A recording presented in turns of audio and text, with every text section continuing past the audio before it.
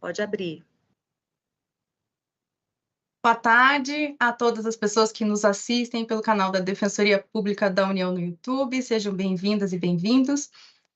Vamos dar início ao evento Subtração Internacional de Crianças e a atuação da DPU. Eu sou Rafaela Micos Passos, Defensora Pública Federal e atual coordenadora do GT Mulheres da Defensoria Pública da União. Eu tenho a imensa honra de mediar esse evento, que contará com as brilhantes palestras da doutora Daniela Corrêa Jacques Brauner e da doutora Flávia Ribeiro Rocha Leão, as quais desde já eu cumprimento e agradeço por terem aceitado o convite. Antes de iniciar as exposições, eu gostaria de fazer uma pequena introdução sobre o GT Mulheres, que é um dos 15 grupos de trabalho temáticos da DPU que atuam em prol de populações vulneráveis.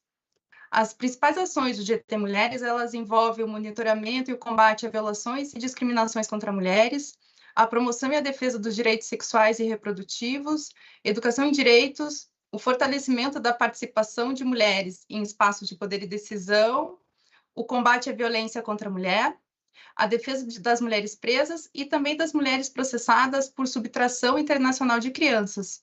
E é aqui que se encaixa o tema do nosso webinário de hoje.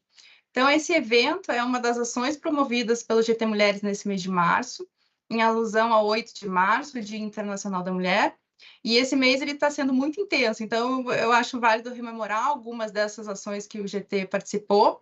Então, o GT participou de mutirões de atendimento, de rodas de conversa, dirigidos às mulheres assistidas pela DPU em diversas cidades do Brasil. Também participou de solenidades, seminários, de campanhas de educação em direitos relacionados à data. Também fez uma nota pública manifestando a preocupação com o aumento do discurso de ódio contra mulheres nas plataformas digitais. E outra ação que eu destaco foi a apresentação de um pacote de propostas à Administração Superior da DPU para alteração de normas e políticas internas em busca da paridade de gênero dentro da DPU também. Então, hoje estamos finalizando essas ações no mês de março, fechando aqui com chave de ouro, com o lançamento desse produto do GT Mulheres, que é a cartilha sobre subtração internacional de crianças. Essa cartilha está disponível no YouTube, o link a gente já encaminhou, quem tiver interesse de acessar. E esse tema ele é muito sensível e faz parte do radar do GT desde o seu início. Então, a primeira formação do grupo de trabalho, que hoje a gente chama de GT Mulheres, ele tinha por objetivo a atenção às mulheres envolvidas nessas demandas. Então, com a publicação dessa cartilha, o GT ele busca dar uma especial atenção a questões que podem estar relacionadas à desigualdade de gênero e combater todas as formas de violência contra a mulher. E os processos que envolvem essa temática, eles chegam com frequência à DPU, né, há muito tempo. A DPU atua nesses casos. Então, a intenção do evento de hoje é, além de divulgar a cartilha, capacitar as pessoas que têm interesse sobre o assunto, apresentar aspectos práticos e debater de qual maneira que a DPU se insere e presta assistência jurídica nessa seara. E para falar sobre o assunto, eu tenho a honra de contar com duas grandes especialistas que pesquisam e trabalham diretamente com o tema, a doutora Daniela Corrêa Jacques Brauner e a doutora Flávia Ribeiro Rocha Leão. Inicialmente, eu vou passar a palavra para a doutora Flávia Ribeiro Rocha Leão, que gentilmente aceitou o nosso convite. A doutora Flávia é servidora pública federal, é advogada, possui vasta atuação em diversas posições na temática de imigrantes e refugiados, foi assessora jurídica do reitor do IFMG, participou do curso de inverno da Academia de Direito Internacional de Haia, possui especialização em migrações e refúgio pela Universidade de Brasília, também possui experiência na formulação e implementação de políticas públicas de direitos humanos com foco em inovação. Atualmente, a doutora Flávia é coordenadora da Subtração Internacional de Crianças e Adolescentes na Autoridade Central Federal do Departamento de Recuperação de Ativos e Cooperação Jurídica Internacional do Ministério da Justiça e Segurança Pública. Então, doutora Flávia, seja muito bem-vinda, eu agradeço novamente sua presença e a palavra é sua. Boa tarde, agradeço a apresentação, agradeço, claro, o convite, agradecer a doutora Rafaela, que entrou em contato comigo, cumprimento também as minhas colegas aqui, doutora Daniela, É uma imensa alegria sempre falar e debater sobre o tema, principalmente no âmbito de um GT de alto nível, né, da DPU. Eu creio que quando a gente compartilha informação, a gente aprende, e eu acho que assim a gente combate muitos tipos de discriminação, principalmente contra mulheres. Eu vou só compartilhar aqui a apresentação e vamos ver se vai dar certo.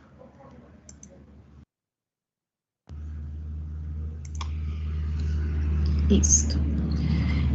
Vocês estão conseguindo enxergar? Tudo certo? Bom, eu sou Flávia, então, como a doutora Rafaela falou, eu sou a coordenadora da Subtração Internacional de Crianças e Adolescentes do Departamento de Recuperação de Ativos e Cooperação Jurídica Internacional do Ministério da Justiça. A nossa coordenação geral, ela está dentro desse departamento que cuida de vários temas de cooperação jurídica internacional. A Subtração Internacional de Menores, ela ficou dentro de uma coordenação geral, que é a Coordenação Geral de Adoção e Subtração Internacional de Crianças e Adolescentes, onde funciona a Autoridade Central Administrativa Federal, a ACAF, que a gente chama de ACAF. Que é onde tramitam esses pedidos de adoção e de subtração internacional. Existem outras coordenações também de cooperação jurídica internacional no DRCI, em matéria civil, em matéria penal, a coordenação de extradição e pessoas condenadas e de tratados e foros internacionais também.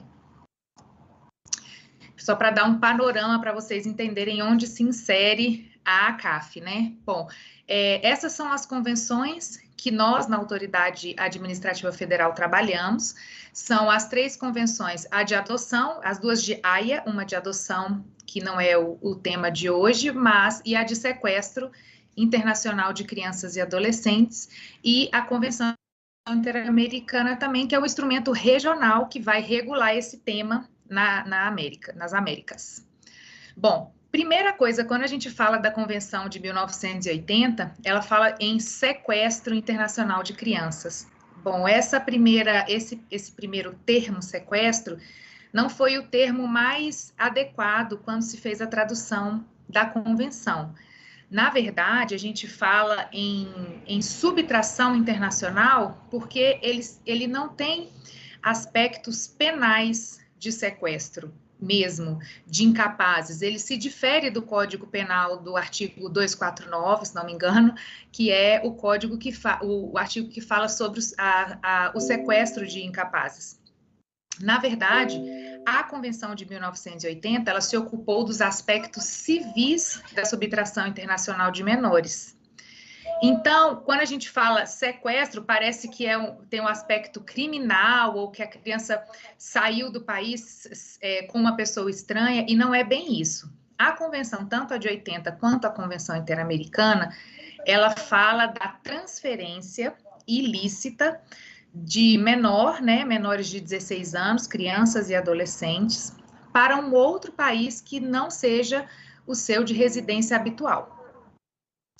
Ela também impõe o retorno imediato da criança em até 6 semanas. Então, veja-se que essa atuação das autoridades centrais, elas estão bem focadas na questão do prazo. Por isso que a Convenção impõe esse prazo de 6 semanas para que a criança possa retornar ao seu país de residência habitual. Quando nós falamos na Convenção de Haia de 80, a gente precisa ter em mente que não se está falando sobre o país de nacionalidade ou país de origem do menor ou da menor. Sempre a gente tem que ter em mente o país de residência habitual. Ela pode ser brasileira, mas viver há muitos anos e ter sua residência habitual, escola, médico, família, amigos, em um outro país que não o Brasil. E ela pode ser subtraída para o Brasil e a pessoa que detinha sua guarda, ela pode requerer a autoridade central do país onde era a residência habitual, para que essa criança que é brasileira, que ela possa retornar ao seu país de residência habitual.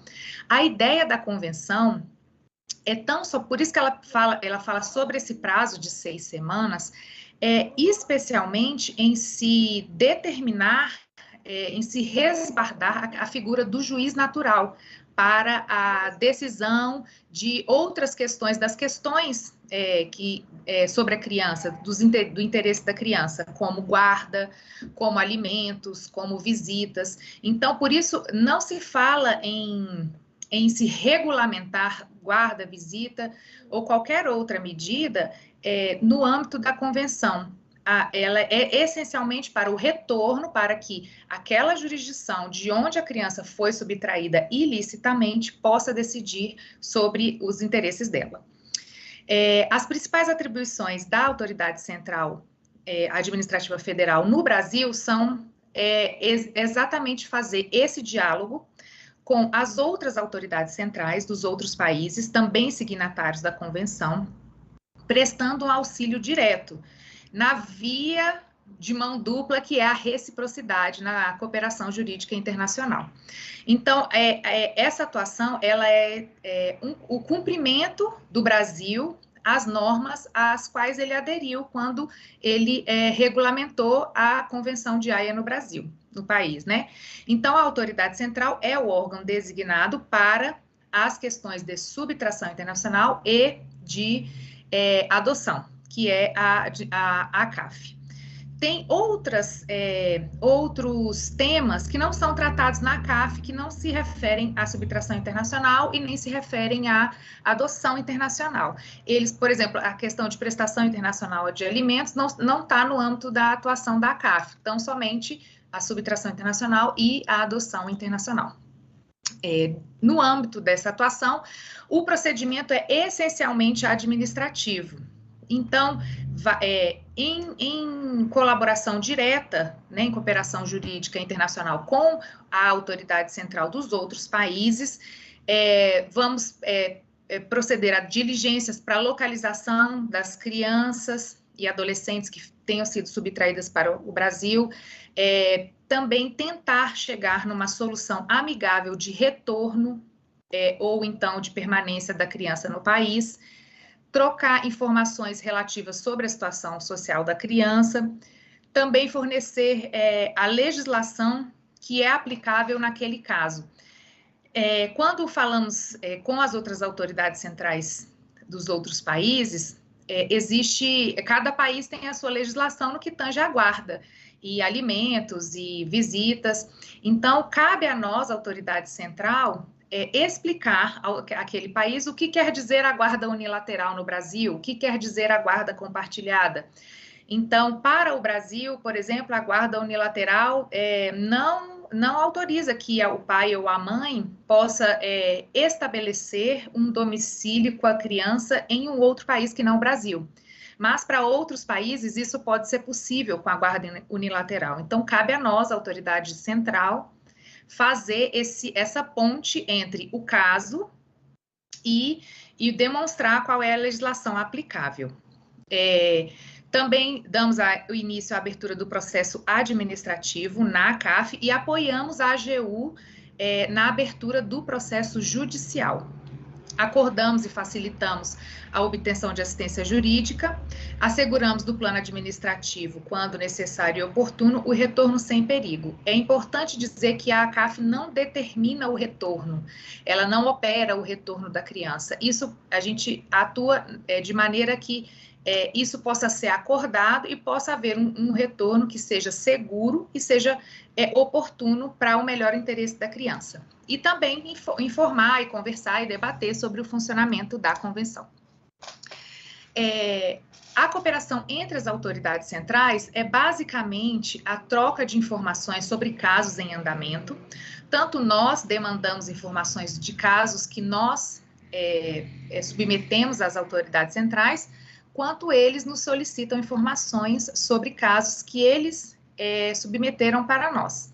Esclarecemos também, novamente, a questão da legislação aplicável e com as autoridades brasileiras, nós também temos de menores, questão de passaporte, entradas e saídas, nós trabalhamos em cooperação com a Polícia Federal, medidas protetivas dos conselhos tutelares, as decisões que são emanadas pela Justiça Federal, nós vamos comunicar às autoridades centrais dos outros países, Apoiamos o início do processo judicial pela Advocacia Geral da União e o fornecimento de informação a juízes federais e também estaduais, porque quando é aberto um procedimento perante a CAF de retorno ou visita do menor, pode ser que já esteja em curso algum procedimento numa vara estadual, num juiz estadual, sobre guarda e alimentos. Então, cabe que a gente possa comunicar com o juiz estadual, a vara estadual, informando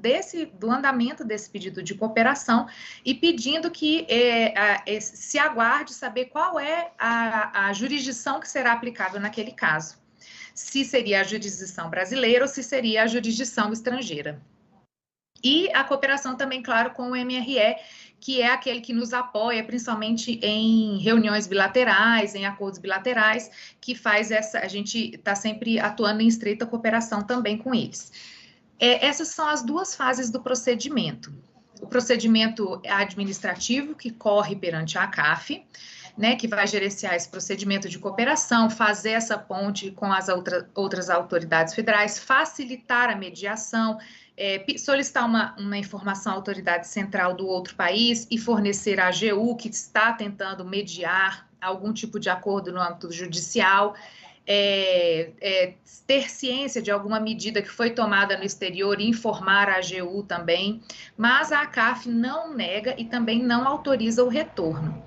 Isso não quer dizer que, em medida excepcional, assim, é uma medida excepcionalíssima, que a CAF possa, no âmbito administrativo, não vislumbrar a aplicação da Convenção de 80.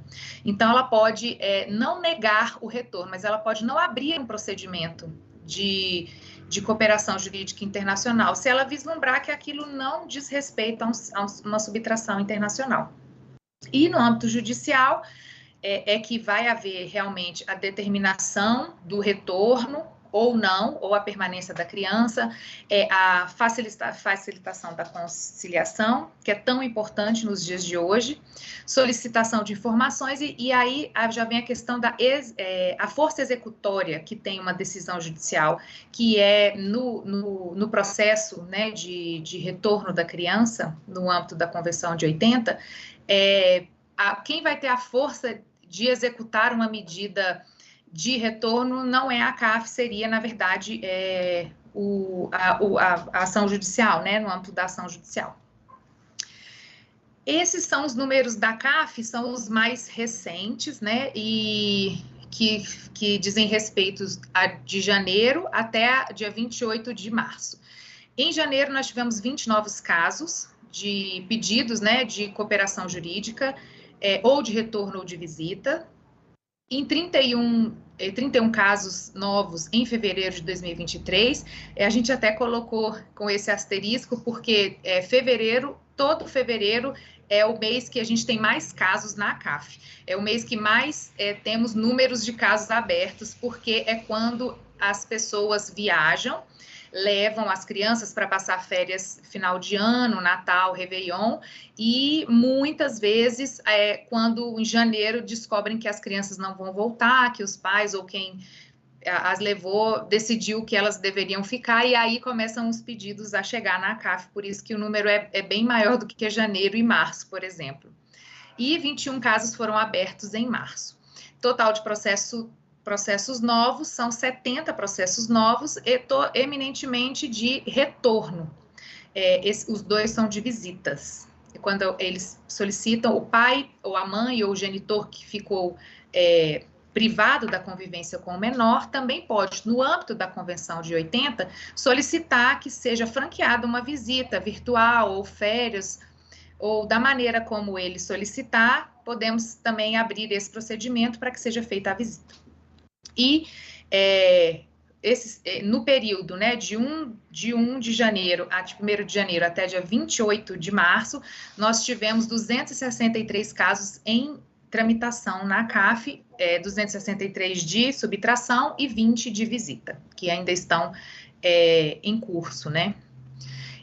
Os números da CAF são esses. O país com o maior número de pedidos de cooperação jurídica internacional para subtração são os Estados Unidos, hoje 35 casos em curso atualmente, seguidos por Portugal, 22 casos, Reino Unido, Argentina e França. É a maior expressão de números que temos hoje.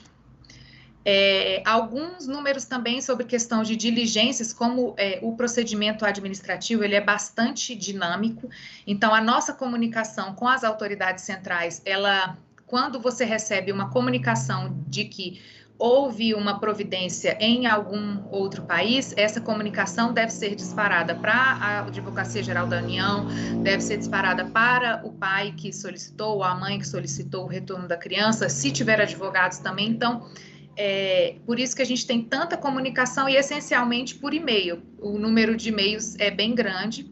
Tivemos 99 ofícios de retorno e de instrução, 17 notas técnicas que foram redigidas para a AGU, para o ajuizamento da ação judicial, e 21 novos casos só em março de 2023. Os desafios hoje que enfrentamos na ACAF e que eu acho até super importante que a gente possa abrir esse canal, porque isso impacta em toda a sociedade. Então, a gente falar sobre os desafios também é muito importante. O primeiro deles é a conciliação. Sabemos que a mediação familiar é um caminho muito importante, principalmente a mediação internacional em famílias transnacionais, né?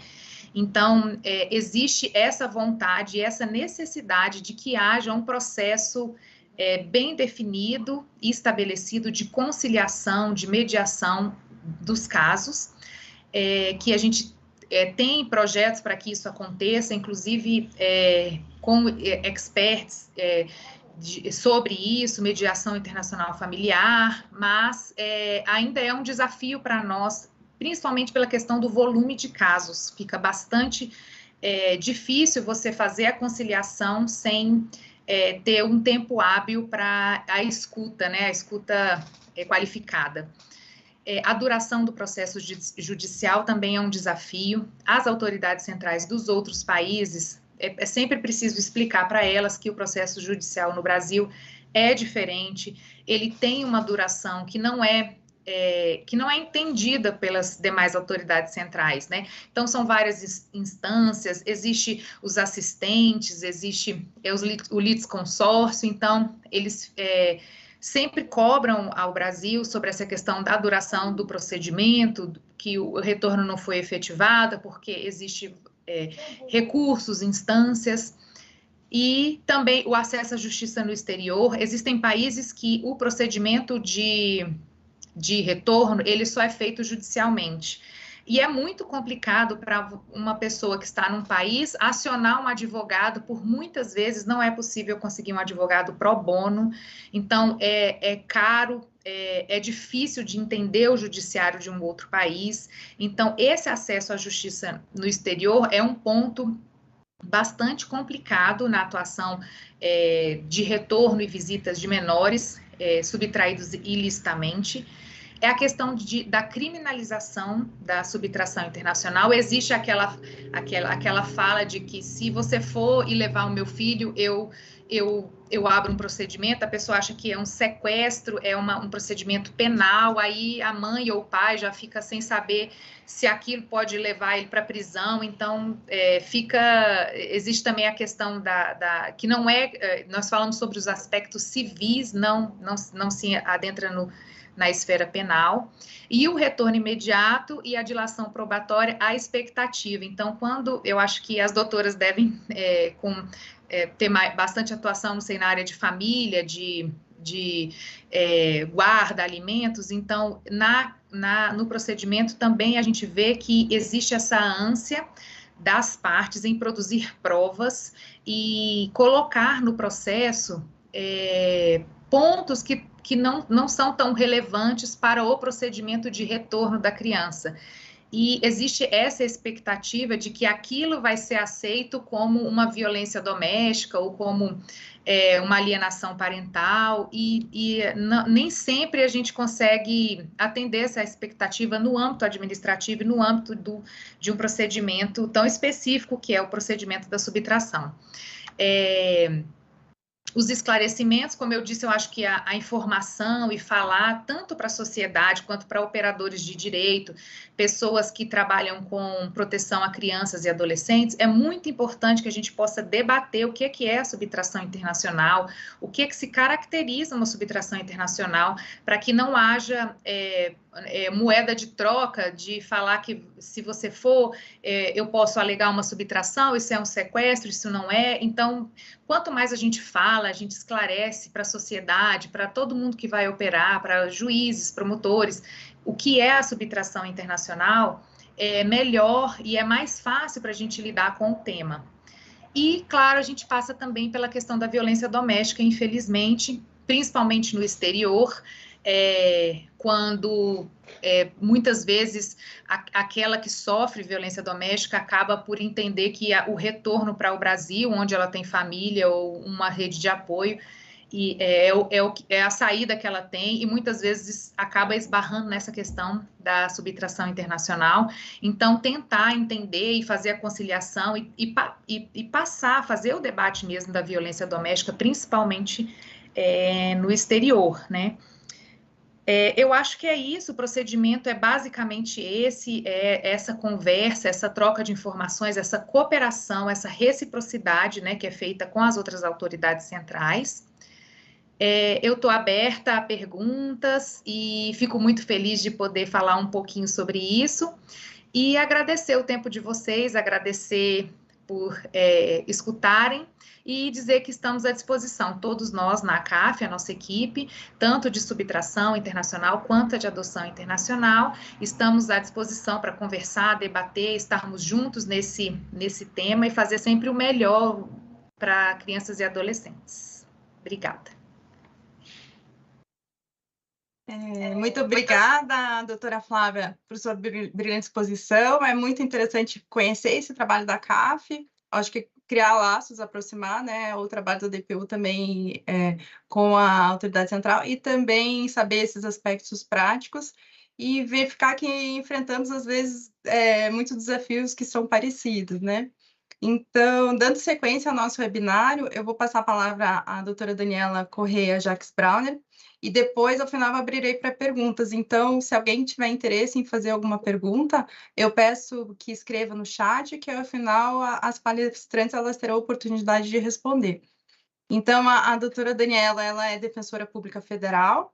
Atualmente, ela exerce a função de defensora pública auxiliar da Subdefensoria Pública Geral da União, é defensora interamericana de direitos humanos, doutora e mestre em Direito pela Universidade Federal do Rio Grande do Sul, com especializações em Direito no Brasil e na França. Ela participou do curso em Direito Internacional pela Organização dos Estados Americanos e pela Academia de Direito Internacional de Haia, e já foi membro e também coordenadora do GT Mulheres da DPU. Então, doutora Daniela, é uma alegria imensa estarmos juntas novamente em um evento do GT Mulheres, especialmente no lançamento da cartilha, que contou muito com o seu trabalho e com a sua dedicação. Então, eu agradeço novamente a sua presença e lhe passo a palavra.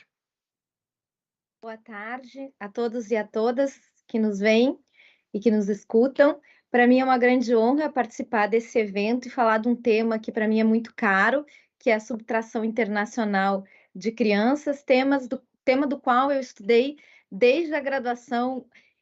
Houve esse interesse em desenvolver aí as pesquisas, estudos sobre essa seara. Eu queria registrar aqui um cumprimento especial à Rafaela, atualmente coordenadora do GT Mulheres, né, e cumprimentá-la pela brilhante coordenação que vem exercendo, e também a doutora Flávia, na coordenação da ACAF, que é aí uma área de grande interesse e intersecção da Defensoria Pública da União. Quero dizer que ouvi atentamente e anotei aqui alguns aspectos para fazer a minha fala encadeada com a sua no que tange aos desafios e ao panorama geral da subtração internacional. O GT Mulheres, como foi dito anteriormente, ele nasce em 2013 na DPU, então ele tem 10 anos já. Ele foi o primeiro GT o primeiro GT, efetivamente, a trabalhar grupos vulneráveis. Depois nós tivemos um alargamento e uma compreensão de que a Defensoria Pública da União ela não presta apenas assistência jurídica, ela também promove e protege direitos humanos e dos grupos vulneráveis de forma geral. Então, dessa forma, o Grupo de Trabalho Mulheres, ele nasce numa perspectiva já de atuação muito além da seara processual, mas também promovendo aspectos relacionados à defesa das mulheres acusadas de subtração internacional de crianças. E como esse tema é um tema que a gente nunca vai deixar, talvez, e a gente tem que, na verdade, mais promover esclarecimentos, como foi dito aqui, um dos desafios maiores é promover educação em direitos, a educação no tema, o que é o sequestro internacional, e dentro da linha da Defensoria Pública, da União de Promoção de Direitos Humanos, então nós promovemos e lançamos essa cartilha na época que eu, então, era coordenadora do GT Mulheres, no sentido de fazer a elaboração, efetivamente, ela está sendo lançada agora, mas no sentido de trabalhar esse tema nesses 2 últimos anos. E a cartilha, ela consta no site da Defensoria Pública, ali na aba do GT Mulheres, ou na aba também da promoção dos direitos humanos. E o que é a cartilha? Eu gostaria de apresentar um pouquinho, só para contextualizar, já que a gente está fazendo esse lançamento. E, num primeiro, então, eu vou dividir a minha fala em 2 aspectos, um aspecto geral, que é relacionado ao tema do sequestro ou subtração internacional de crianças, contextualizado com a cartilha, e depois, um segundo momento, falar um pouquinho da atuação da Defensoria Pública da União no que tange aos aspectos relacionados à defesa das mulheres e à defesa em geral, especificamente das mulheres, em geral, na subtração internacional de crianças, que é aqui o papel fundamental que a Defensoria Pública vem cumprindo em todo esse mecanismo. A subtração internacional, então, a cartilha de subtração internacional, ela começa explicando para o público em geral o que é a subtração internacional de crianças que, como foi dito anteriormente, nada tem relação com o sequestro, com o crime de sequestro ou tráfico de pessoas, tráfico de crianças também. É um questionamento que aparece muito, sequestro internacional, subtração, alguém está levando, está no sentido de subtrair como um rapto. Aliás, em Portugal também, essa expressão não é uma expressão muito feliz em relação à terminologia que é utilizada. Mas a subtração, ela diz respeito à retenção ilícita ou à saída sem autorização do outro genitor, normalmente que vem compartilhando aí a guarda, e de um país para o outro. Então, isso, ao longo dos anos, tem demonstrado que há questões a serem enfrentadas pelos estados nacionais, no sentido de que esse tipo de conduta leva a um prejuízo maior, principalmente às crianças. E a Convenção da Haia foi feita no âmbito da Conferência da Haia, que é uma organização intergovernamental com sede em Haia, na Holanda, para tratar da cooperação jurídica relativa a como os estados podem ajudar, cooperar para solucionar esses casos de subtração. E como que eles vão solucionar? Não vão discutir com quem vai ficar a guarda, quem teria as melhores condições, senão eles vão devolver a criança para o estado da residência habitual, como foi dito aqui, e esse é o estado que teria, então, a jurisdição para decidir a matéria da guarda. Porque quando o caso de subtração aparece, normalmente é porque já tem uma disputa relacionada entre os genitores em relação a aspectos familiares maiores, um rompimento familiar, que vai levar, consequentemente, posteriormente, a essa disputa de guarda.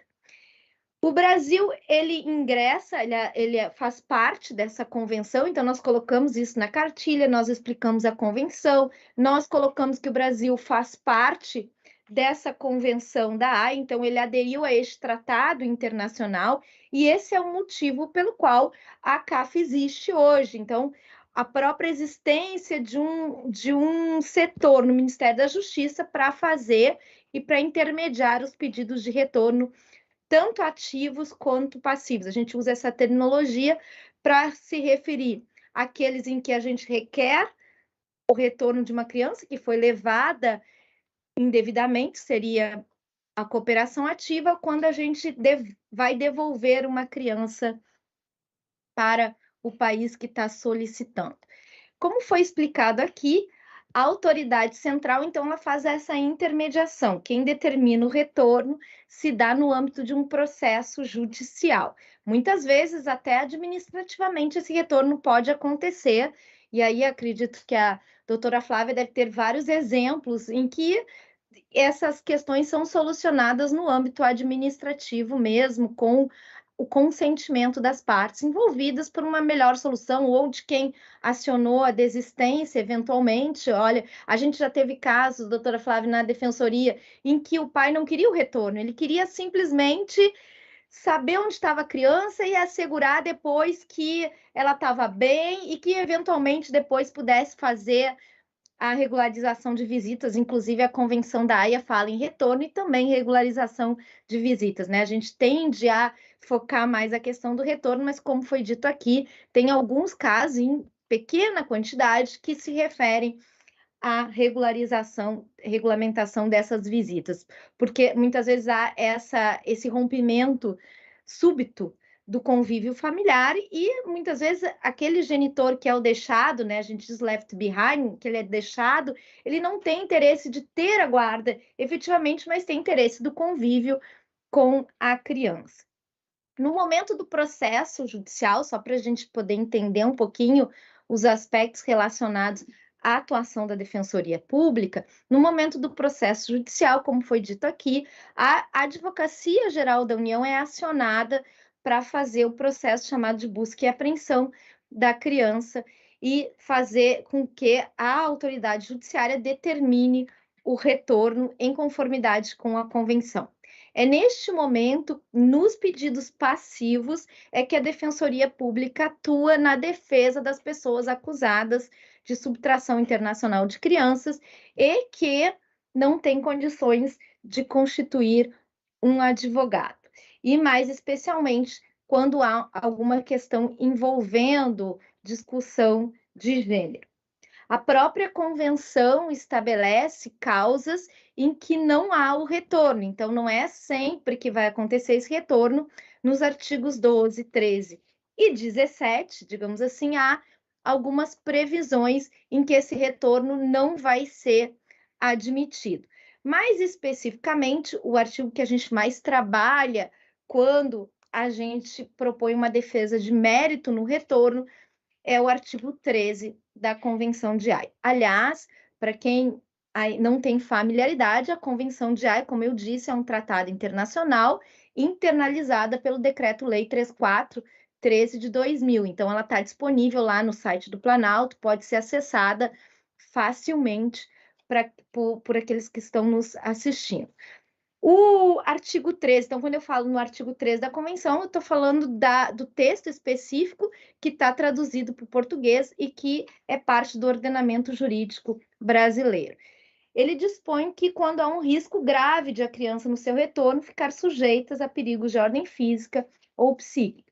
Então, a gente trabalha essas questões no âmbito da defesa, não, como foi dito aqui, não é uma defesa da guarda, mas há questões que impedem o retorno, porque há um risco relacionado à criança aqui. Há um risco relacionado ao retorno da criança de ordem física ou psíquica. Então, a gente faz essa referência lá na cartilha, fazemos também uma contextualização, propõe nesse sentido, que a Defensoria Pública propõe, é de que a violência doméstica é um contexto de risco grave da criança. Por fim, a cartilha coloca dicas do que considera importante quando se pensa em relação à subtração, as pessoas que podem eventualmente estar num processo futuro de subtração internacional. Então, é uma cartilha de educação em direito, sobretudo, para que ela documente se há essa violência, procure as autoridades locais, procure uma rede de apoio no país da residência habitual antes de fazer o retorno, para que isso fique bastante contextualizado depois do que possa ser alegado esse retorno. E, claro, a busca sempre é um dos canais que foi colocado aqui, e nós temos reforçado bastante isso na Defensoria Pública, que são os canais de acordo entre as partes. A gente, assim como a CAF, a mediação, a conciliação, o entendimento entre os genitores, sem sombra de dúvida, é a melhor solução para o caso concreto, porque depois o processo vai crescendo e aquelas questões começam a ficar mais complexas, mais sentimentos, mais emoções, isso acaba prejudicando, às vezes, o diálogo e isso acaba se perdendo ao longo de todo esse processo de deslocamento indevido. Então, esses são basicamente os conteúdos que a cartilha traz. Então, nessa minha exposição, do que o grupo planejou num primeiro momento, do que foi entregue pelo grupo de trabalho Mulheres para a Defensoria e para a sociedade de forma geral. Além disso, então, na segunda parte da minha exposição, eu vou abordar especificamente as questões relacionadas à subtração internacional de crianças ligadas a aspectos de gênero.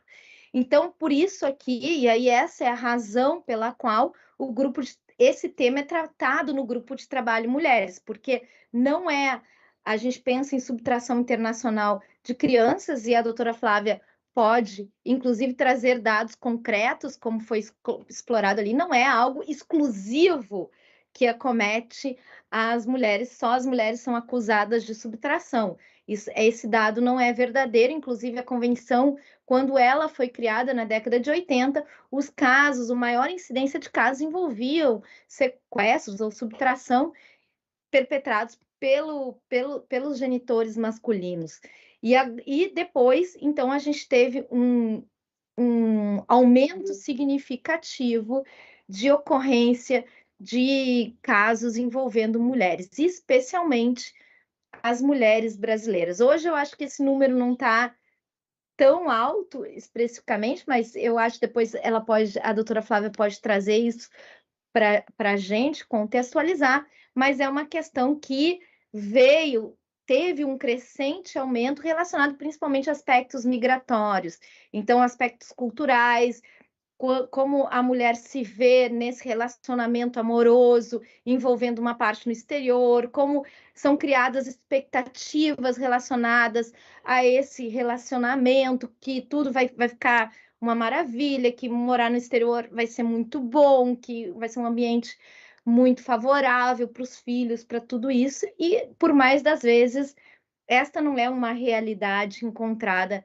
nesses locais. Então, tem o estudo sociológico pelo qual essas migrações acontecem, não é objeto aqui da nossa pesquisa, senão os aspectos da defesa jurídica propriamente dita. Então, como foi colocado aqui, a violência doméstica é um aspecto importante nessa seara e a gente entende que é um aspecto que deve ser trazido à discussão no processo judicial, sobretudo, ou eventualmente para consideração da autoridade central, do processo administrativo, quando não houver, então, quando estiver caracterizado um risco grave de a criança, no seu retorno, ficar sujeita a perigos de ordem psíquica ou física. Então, nessa seara, na defesa, a gente pode trazer a Convenção Internacional em relação à eliminação de todas as formas de discriminação contra a mulher, a Convenção Belém do Pará Interamericana de Proteção das Mulheres, são todos instrumentos internacionais que se inserem aqui perfeitamente a questão relacionada à discussão de gênero e no âmbito interno a Lei Maria da Penha, a Lei 11.340 de 2006. Outro ponto importante, então, dentro dessa defesa, e aí essa defesa, ela consta numa nota técnica, só para contextualizar, então esse é um produto de uma nota técnica do GT Mulheres sobre o tema, é a questão migratória. Então, nós verificamos também que um dos entraves relacionados à igualdade de propiciar uma defesa no país de residência habitual é a situação migratória da pessoa que é acusada de subtração. Então, de alguma forma, ela tem que conseguir ir para esse país e estar numa situação, porque se ela não conseguir, por exemplo, um visto para o país, se ela não conseguir ingressar, se ela não tem o direito de permanecer naquele país, como que ela vai fazer a defesa da guarda no país da residência habitual? Então, esse é um ponto que também a convenção não traz, mas que no entendimento da defensoria traz um risco da criança. Por quê? Porque se a mãe não tem condições de migratória regular naquele país, isso pode impossibilitar o convívio da mãe com o filho. Então, isso vai ao encontro da própria Convenção sobre os Direitos da Criança de 1989. E atrelado a esse aspecto migratório foi o outro aspecto que foi colocado aqui, que é a tipificação da conduta de subtração internacional. O que é tipificação? É entender como um crime. Então, a gente estabeleceu aqui que a subtração relaciona aspectos civis, não aspectos penais. A subtração diz respeito a essa retirada indevida de um dos genitores para outro país, ou ele vem, às vezes, passar as férias, como foi colocado aqui, e não retorna mais. Então, é um aspecto civil, simplesmente os países vão cooperar para fazer esse retorno. Ocorre que, no âmbito da soberania de cada país, esses países, como mecanismo de prevenção dessas ações, entendem por tipificar, por considerar crime essa conduta. E aí, o que mais das vezes acontece é que quem levou indevidamente essa criança, ou retém indevidamente essa criança no exterior, acaba que, se no seu retorno, ficar sujeita a uma medida de prisão. E a gente já teve, infelizmente, vários casos de mulheres brasileiras que foram presas nessas situações. Então, elas vão fazer o retorno e se deparam com um mandado de prisão contra si. Então, também esse é um aspecto que não está na convenção, mas que acaba colocando a criança numa situação intolerável, porque isso vai, imagina, a mãe vai ser levada à prisão, ela não vai ter mais o convívio, e esses aspectos acabam sendo totalmente, aí sim, criminalizados, colocados numa questão que vai extrapolar uma questão familiar, já entra na esfera criminal. Esse é um tema bem sensível, eu entendo que ele é um tema bem sensível. Os países, principalmente do eixo norte, não gostam de debater esse tema. Esses dois aspectos que eu falei, da migração e da criminalização, a gente verifica também nessa questão eixo norte, eixo sul. Então, uma maior incidência nos países do eixo norte criminalizando e também a restrição migratória do que no eixo sul. Então, esses são alguns aspectos, a gente colocou alguns outros, reforçando sempre os métodos alternativos de solução de litígios. Isso é algo que tem que ser reforçado no procedimento de convenção de guarda. A gente teve um caso uma vez, só a título de curiosidade, em que o juiz sentou, por isso as capacitações são tão importantes, e a mediação e a conciliação, eu vim aqui para fazer o retorno. A conciliação é com vocês lá na defensoria. Então, vejam, eu não vou fazer conciliação porque não é o âmbito aqui. O âmbito aqui é uma audiência de retorno. Então, vejam que são aspectos, hoje isso não aparece mais, já há um entendimento de que a conciliação, ela pode envolver, aliás, outros temas, isso também era um aspecto importante. Posso, na conciliação, falar o retorno e trabalhar também alimentos?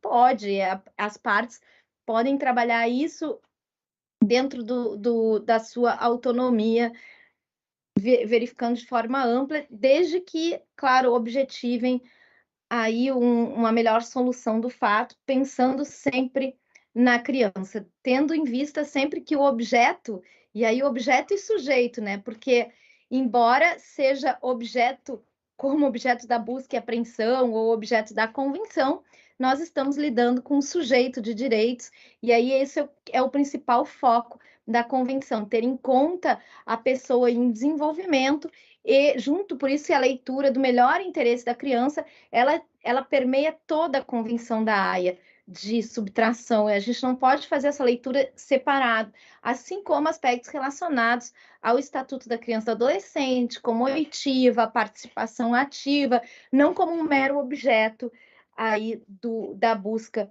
processual. Então, nesse âmbito da nota técnica, todas essas considerações são levadas aos estudos pelo GT e são divulgadas como forma aqui de auxiliar, de pensar realmente soluções e intermediar aí análises a respeito desse retorno. Então, eu fico muito feliz que isso casa muito com os desafios que foram colocados aqui pela doutora Flávia, conciliação em relação sempre a busca da conciliação das partes, a busca da mediação, a busca do acordo, dos entendimentos, porque esse processo não vai parar ali.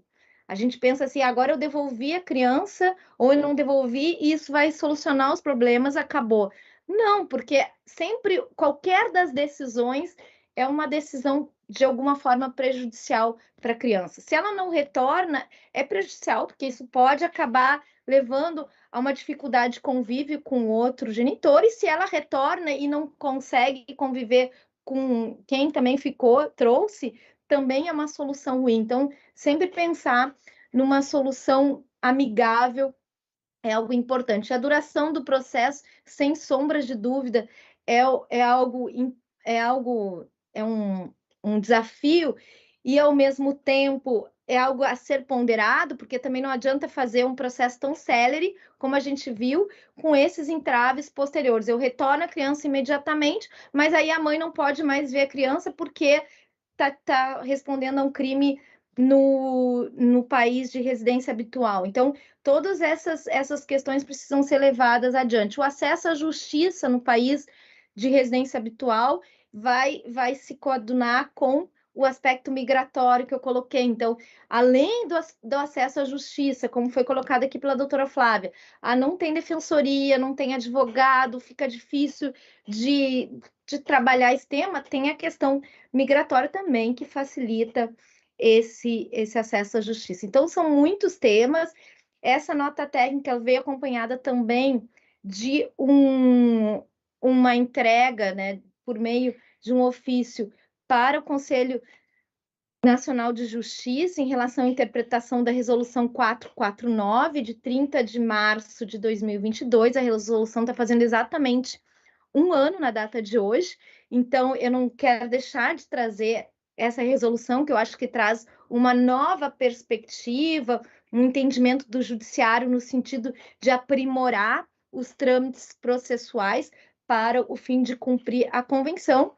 E nós fizemos aqui algumas ponderações à resolução no que toca a incentivar a mediação, a verificar essa questão da violência doméstica, a questão da migração na exceção de retorno e a possibilidade de aplicação de salvaguardas em relação, por exemplo, eu vou fazer o retorno desde que, olha, a outra parte vai se comprometer a ter alguns mecanismos. Então, a gente entende ali que, embora a convenção não seja explícita quanto a essas possibilidades, é possível, até mesmo buscando um entendimento entre as partes, que haja algumas salvaguardas. Claro que nunca vai conseguir, por exemplo, ter uma salvaguarda de não ser criminalizada a pessoa, porque isso vai depender da soberania do país envolvido, mas algumas salvaguardas que dependam do âmbito particular das partes, como, por exemplo, alimentos por um período de tempo para um dos genitores, a questão migratória,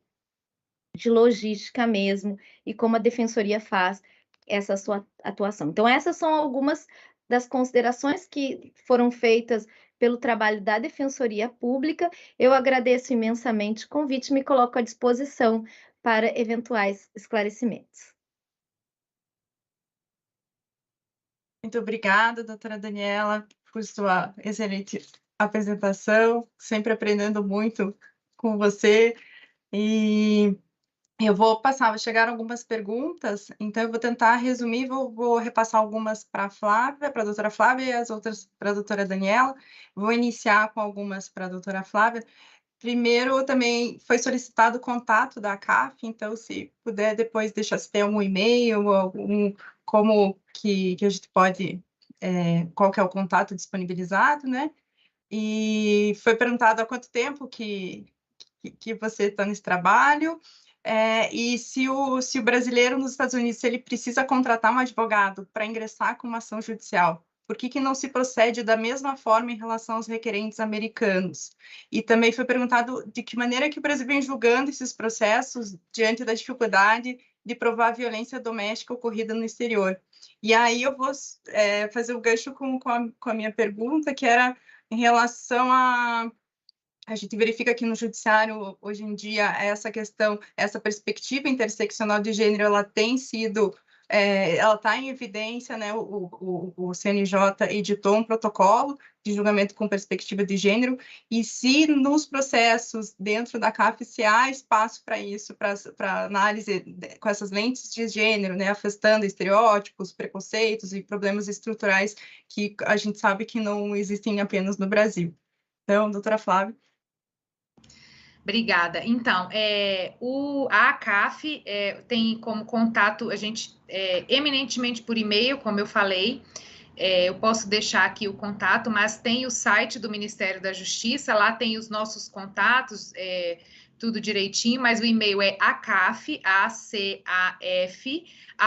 @mj.gov.br. Lá a gente tira todo tipo de dúvidas, tanto de subtração quanto de adoção internacional.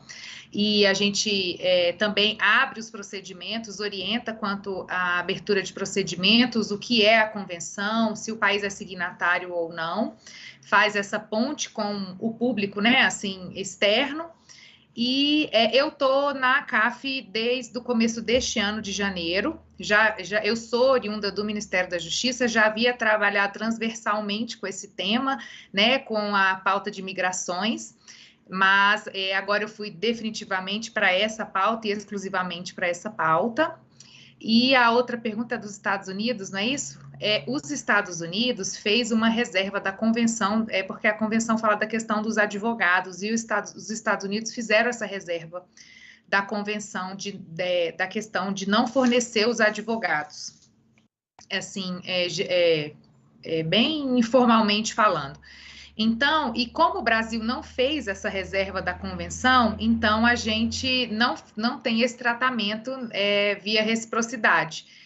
Para você dar andamento ao processo nos Estados Unidos, você vai ter que acionar um advogado, não é barato, e o advogado, existem listas que são fornecidas, muitas vezes até pela autoridade central, na maioria das vezes, de advogados que atuam pro bono, mas muitas vezes o requerente, ele não consegue um advogado que queira pegar o caso. Então, acaba que o processo esbarra e ele fica ali na questão do acesso à defesa jurídica para dar continuidade no procedimento nos Estados Unidos. E no Brasil não é assim. No Brasil, o procedimento é eminentemente administrativo entre as autoridades centrais, e o processo judicial, nós temos a Defensoria Pública, que atua quando o requerente solicita, nós encaminhamos para ele os contatos da defensoria, e ele entra em contato com a defensoria, e muitas vezes a defensoria faz essa defesa de quem está no exterior no processo judicial brasileiro. Qual que era a outra pergunta? Acho que é só isso. Surgiram mais duas perguntinhas rapidinho.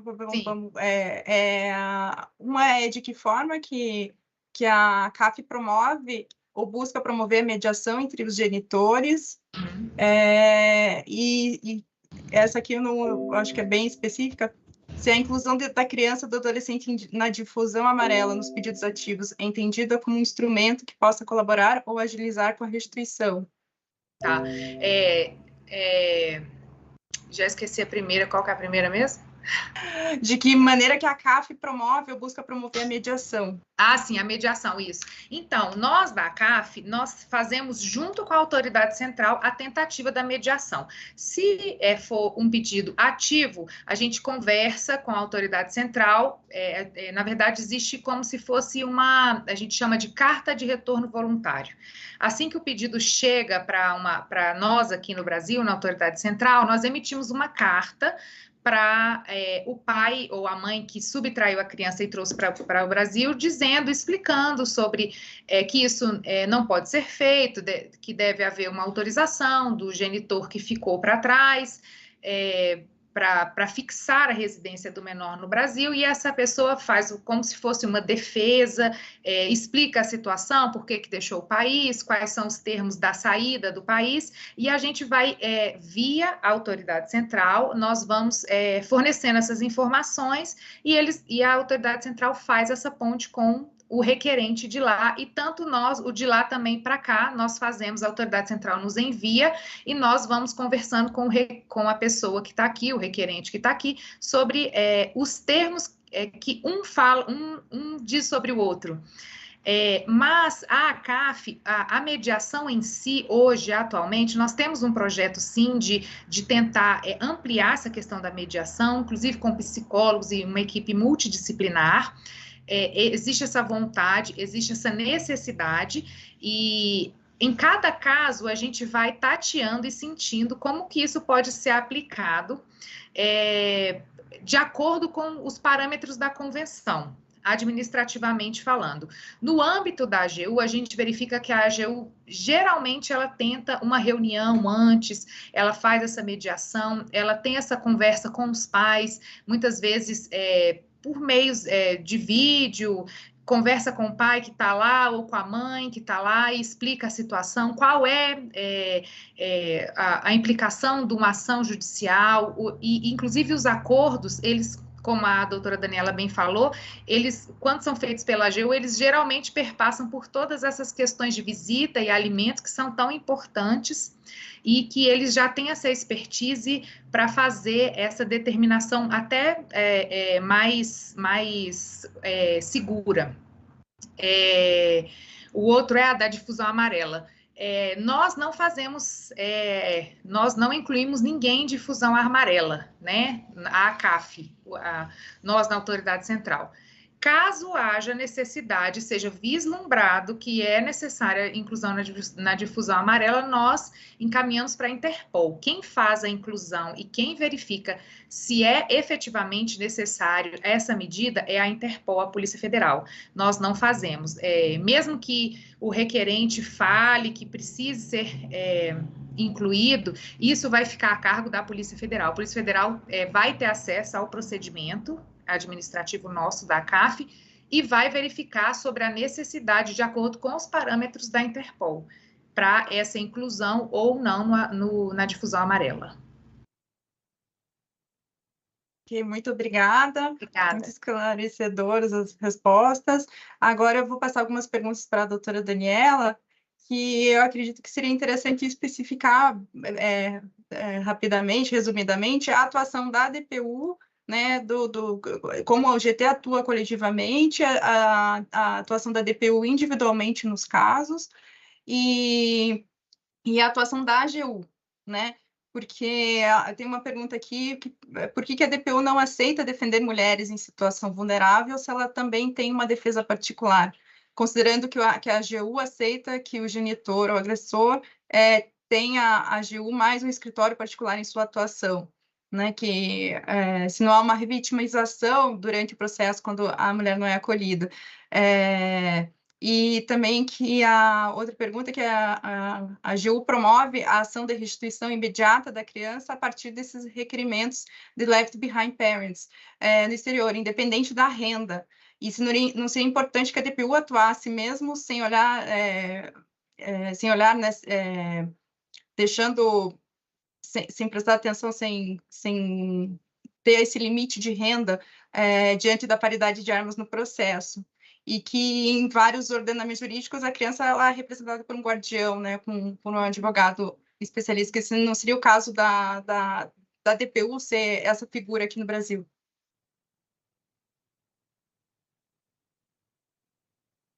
Ótimas perguntas, agradeço.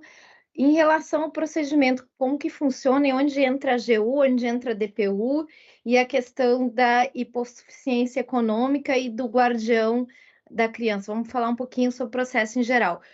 Onde que entra a AGU? A AGU entra, na realidade, acionado pelo Estado brasileiro como se fosse o advogado do Estado brasileiro, digamos assim, que se comprometeu internacionalmente para fazer o retorno das crianças.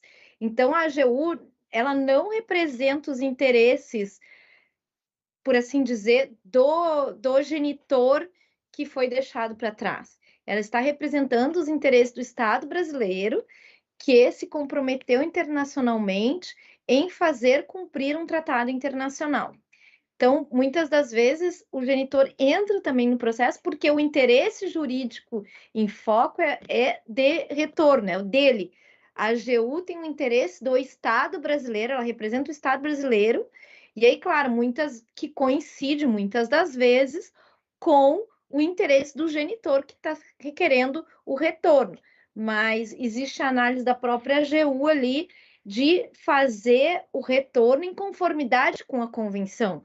Então, o que ela alega é todos os aspectos da convenção. Ela não vai alegar questões, por exemplo, atinentes ao genitor que foi deixado, né, o left behind, que foi deixado. Essas alegações ela não traz porque não são pertinentes à convenção. Então, a única questão que a AGU entra, por isso que não existe, na realidade, nenhum recorte de renda para a atuação da AGU, porque ela está atuando em nome do Estado brasileiro. O genitor pode eventualmente ingressar, como a doutora Flávia colocou lá no início, como um litisconsórcio, alguém que ingressa também no processo, manifestando um interesse próprio. Vejam que a AGU, ela defende o interesse do Estado, e o outro genitor que ingressa no processo defende o interesse próprio, no que se refere ao cumprimento para si. Então, esse processo, ele corre na Justiça Federal. O Ministério Público é quem faz a curadoria da criança. Então, as questões relacionadas à criança levam à intervenção do Ministério Público necessariamente nos processos de busca e apreensão. Então, esse seria um papel mais do Ministério Público nos processos de retorno da criança do que propriamente da DPU ali de curadoria. Então, quem é o curador dos interesses da criança é o Ministério Público. E onde que entra a Defensoria? A Defensoria não entra em todos os processos de retorno. A Defensoria entra para a defesa das pessoas que são acusadas de subtração internacional, quando essas pessoas têm interesse de que a Defensoria ingresse no processo.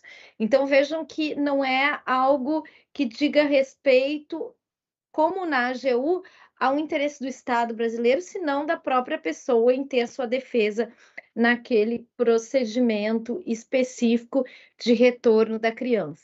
E aí, como o procedimento é um procedimento privado, que vai levar em conta, claro, vários aspectos, e por isso a gente tem essa atuação geral do grupo de trabalho mulheres relacionadas à vulnerabilidade, nem toda subtração envolve questões relacionadas a um grupo de vulnerabilidade específica de atendimento da DPU. Então, por exemplo, um dos casos mais emblemáticos que envolvem Brasil e Estados Unidos foi o caso Sean Goldman.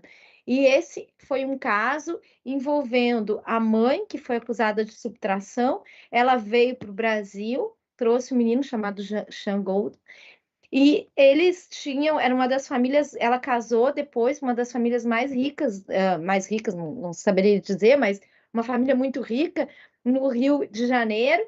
Então, e toda a defesa desse processo foi particular, não envolveu em nenhum momento a Defensoria Pública, e ela estava lá assistida com quem ela escolheu ter como advogado, ter como patrono. Então, a Defensoria Pública ela não atuou, porque a parte aqui ela tinha condições e escolheu ter uma atuação dirigida no âmbito jurídico. Então, por essa razão que a Defensoria Pública não entra em todos os processos, ela não faz a curadoria das questões, pode, e aí um dos aspectos importantes colocados aqui, nesse sentido, é atrelar a questão da renda, claro, com uma questão de vulnerabilidade específica. Então, relacionando aspectos de gênero, violência doméstica, que, segundo o artigo 4º da Lei Complementar da Defensoria Pública da União, é uma das questões específicas de atuação da Defensoria Pública. Então, combater a violência doméstica,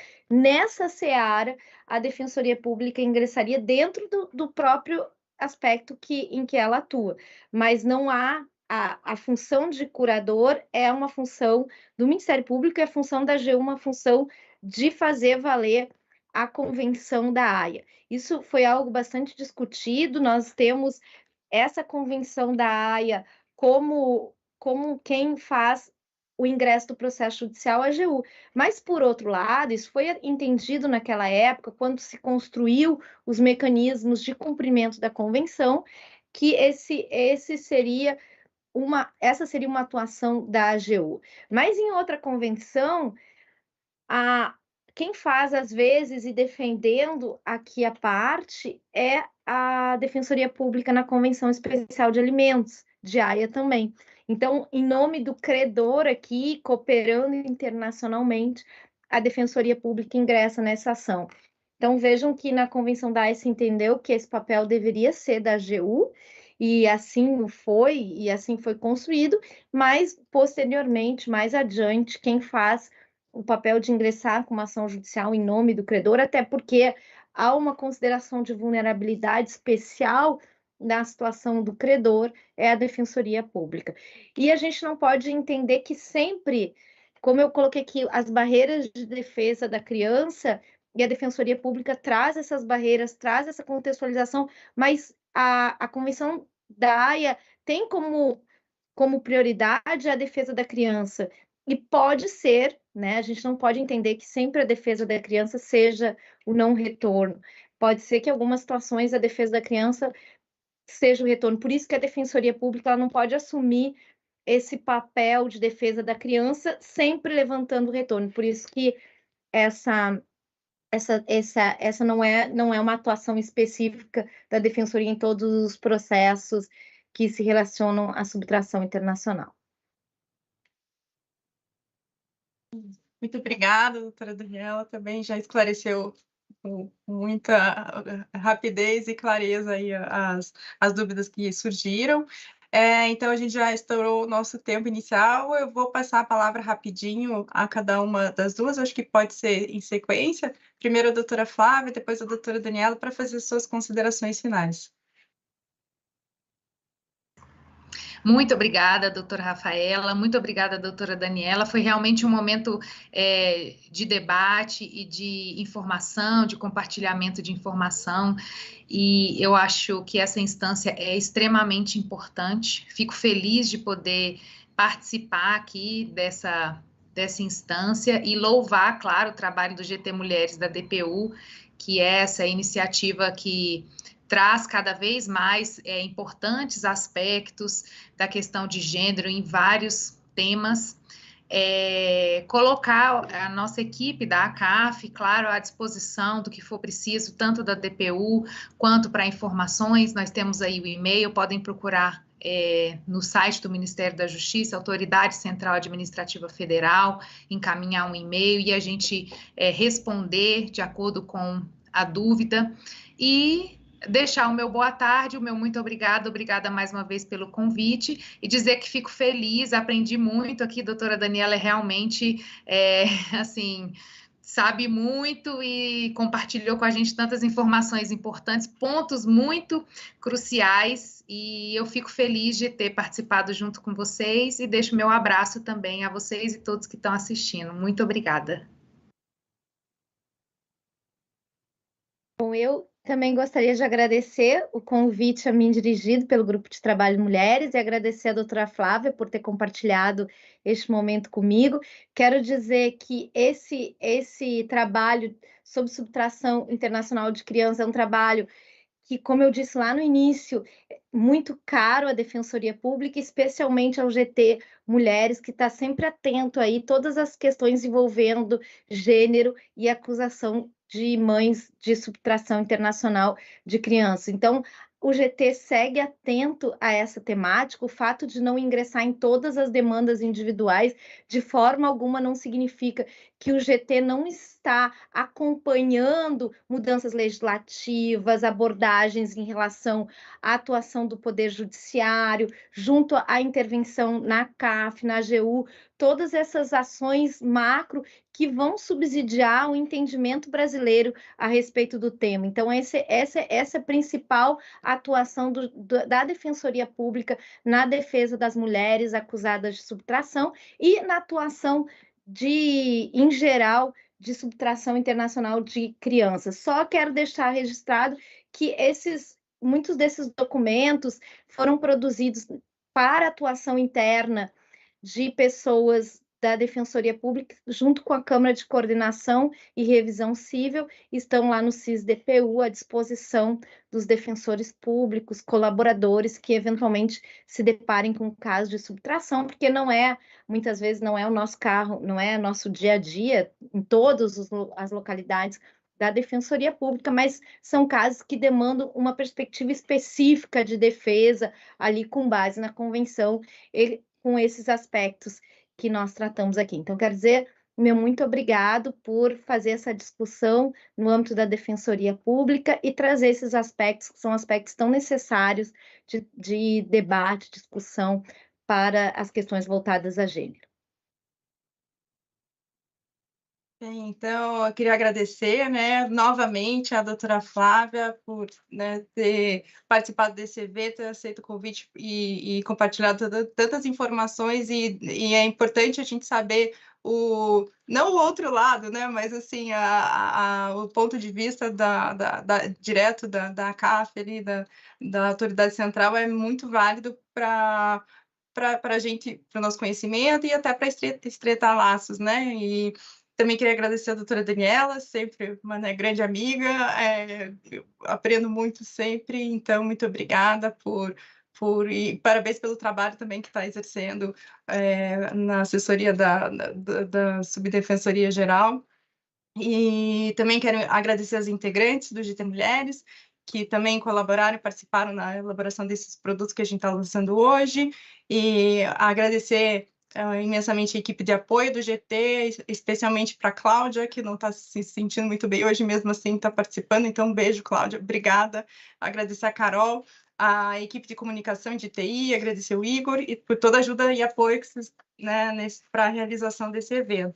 Eu também queria agradecer a Secretaria-Geral de Articulação Institucional, na pessoa do Dr. Gabriel Assad, e a Secretaria de Ações Estratégicas da DPU, na pessoa da doutora Roberta Alvim, pela parceria e pelo suporte na produção desse evento, do material sobre subtração internacional, e também todas as outras ações do GT Mulheres, especialmente nesse mês de março, que está sendo muito intenso, muito produtivo, muito inspirador. E também, finalmente, eu agradeço a todos e a todas que acompanharam a nossa transmissão. Eu reitero que, para quem tiver interesse, tanto a cartilha quanto a nota técnica estão disponíveis no link aqui no YouTube, estão disponíveis no site da DPU também. Então, quem tiver interesse pode acessar. Então, um abraço a todos, a todas, né? Um abraço para a doutora Flávia, a doutora Daniela, e encerro o presente evento desejando um ótimo final de tarde a todos. Obrigada.